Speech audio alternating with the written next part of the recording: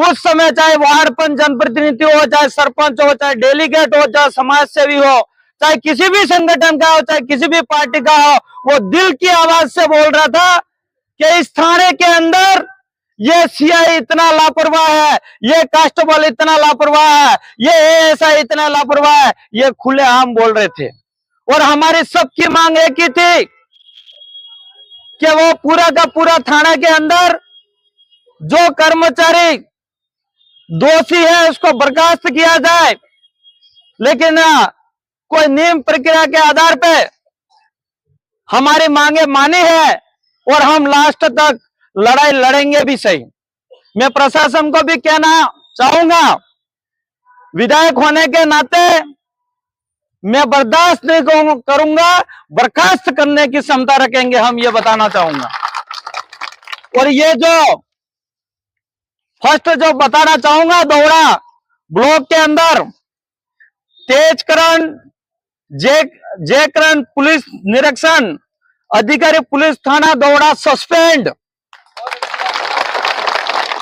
इसके बाद जो 4 नीचे के कार्मिक है उनके मैं नाम सुनाना चाह रहा हूं।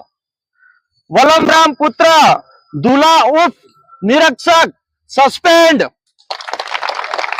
Suresh Kumar head constable suspend, Pushpendra Singh suspend, Madhav Singh suspend. ये सब आपकी ताकत से हुआ है, ये आवाज मेरी नहीं थी, ये आवाज आपकी थी।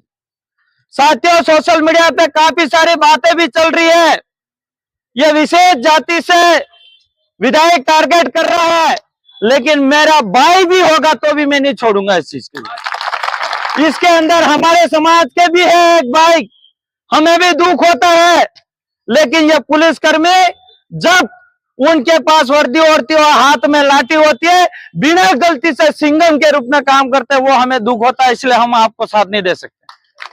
हम जनप्रतिनिधि हैं, हम समाज के आम व्यक्ति नागरिक के नौकर हैं, आप लोगों ने हमको जिताया है, आप जैसा बोलोगे ऐसा ही काम करेंगे हम लोग, इसलिए ये हम इसमें किसी भी प्रकार से समझौता नहीं करेंगे। रही बात जो कल एक मुकदमा दर्ज करने के लिए एसपी साहब को रिपोर्ट दी थी, उसको भी मैं बताना चाहूंगा। जो दिलीप आहारी के हत्यारा और गिरफ्तार करने की सजा दिलाने के लिए संबंध में दिया था, तो वो भी रिपोर्ट दर्ज हो गई है और इसकी भी कॉपी दी गई है।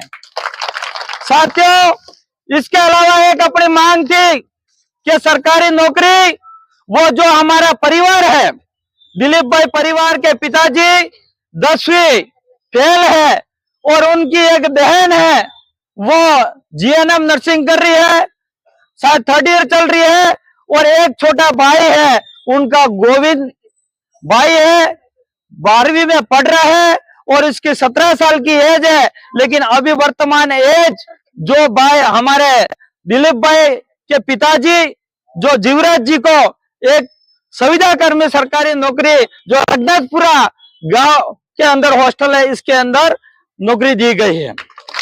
इसके अलावा 2 महीने के बाद, 1 साल के बाद एक माँबाड़ी जो उनका बच्चा है उनको दी जाएगी। ये दोनों है। मैं ज्यादा बातें नहीं करके इसके आगे जो हमारी मांगे थी लगभग मानी गई है। मेरे से पूर्व में जो एमपी